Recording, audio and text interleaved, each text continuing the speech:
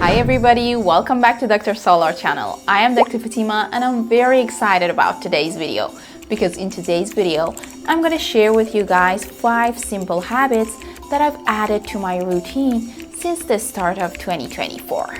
They are very simple habits but can make big changes on your health and wellness based on scientific articles. So stay with me until the end of this video and let's see what they are.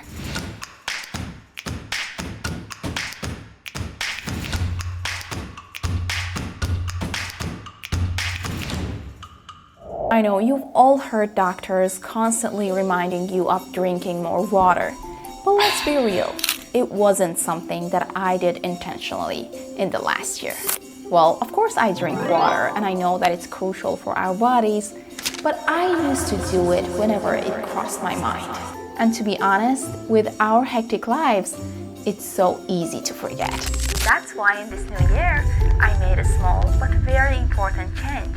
I'm keeping a bottle of water with me everywhere I go. It's my little reminder to stay hydrated. It's a simple step, but it can make a big difference. There are research which show that each of us needs something between 2.5 and 3.5 liters of water each day in order to be able to flush out all the toxins. But a good rule of thumb is to check the color of your urine. Whenever it is a light yellow, then you're good. In this way, you can keep your kidneys healthy and away from kidney stones and infections. Our brain also is heavily influenced by the level of hydration. So as long as you drink enough water, you can help your cognitive function and stay focused and alert. On the other hand, hydration is the key for maintaining your skin elasticity and combating dryness. If I want to talk about the benefits of hydration, I can go on the whole day. But the bottom line is, keep that bottle of water close and make sure that your urine is light enough. Alright, now the next habit that I'm gonna add to my routine is taking omega-3 fatty acid supplements. Well, of course you can get enough omega-3 fatty acid by eating fish, especially fatty fish. And if you want to do that, you have to go for 2 servings per week, which is around 8 ounces in total. And you should go for fatty fish like salmon, mackerel, sardines, lake trout, and herring. But if you're not a fan of eating fish like me, or you just think that you cannot consume 2 servings per week, then supplements is a very good option for you. So if you want to go for supplements, it's very important for you to check the labels for the most important components of omega-3 fatty acids, EPA and DHA.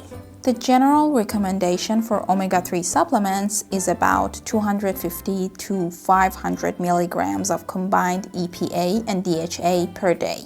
But it's a good idea to consult with your doctor because sometimes you need a higher dose or a lower dose based on your specific condition. The studies showed that omega-3s can reduce the risk of heart disease and even improve the outcomes after the heart attack. They work by lowering your triglyceride level, reducing arrhythmia risk, and slowing arterial plaque buildup. The other thing that omega-3s are known for is because of their anti-inflammatory effects.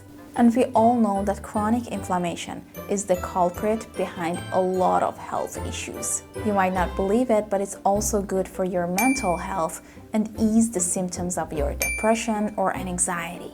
It also supports your joint health, reducing the stiffness and pain in conditions like osteoarthritis and rheumatoid arthritis. So make sure that you consult it with your doctor, and if they say it's okay, then start with it right away.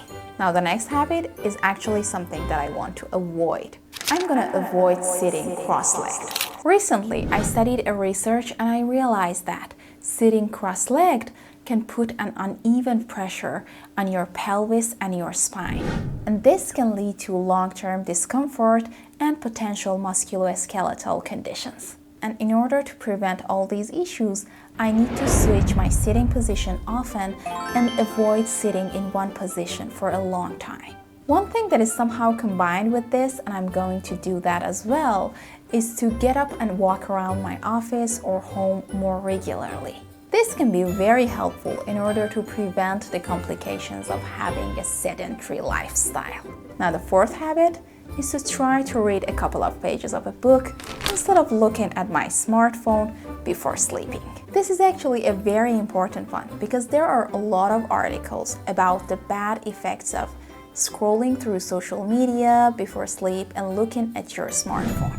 The light emitted by your smartphone is predominantly blue light, which can disrupt the production of melatonin, which is the hormone responsible for regulating your sleep-wake cycles. This disruption can lead to difficulties in falling asleep. Now, if you just replace it with reading a book, you can have a better quality sleep, enhance your brain function, and reduce your stress.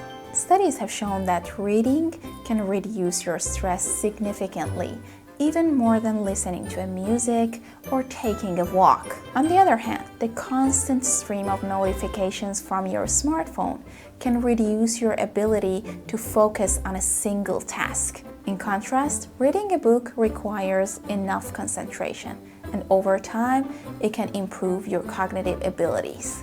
So just find a book that motivates you enough to put your phone away and read that book before bed.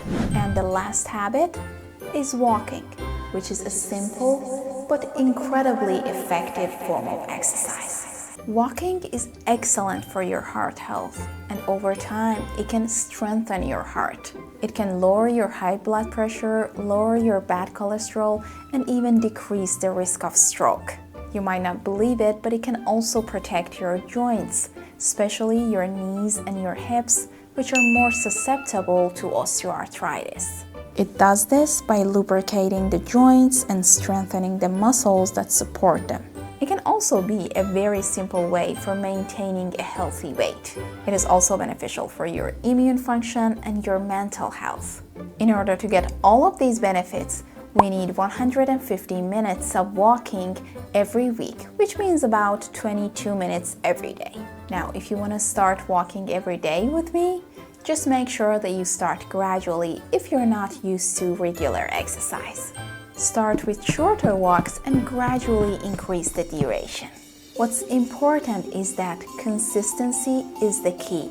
So, regular walking, even in shorter sessions, is a lot more beneficial than occasional long walks. That was it, the 5 new habits that I've started since the start of 2024. What about you guys? Do you also have some new habits that you've started with? Thank you guys for watching until the end of this video, and let me know in the comments if you've decided to add any of these habits to your routine. Don't forget to like and subscribe. Bye!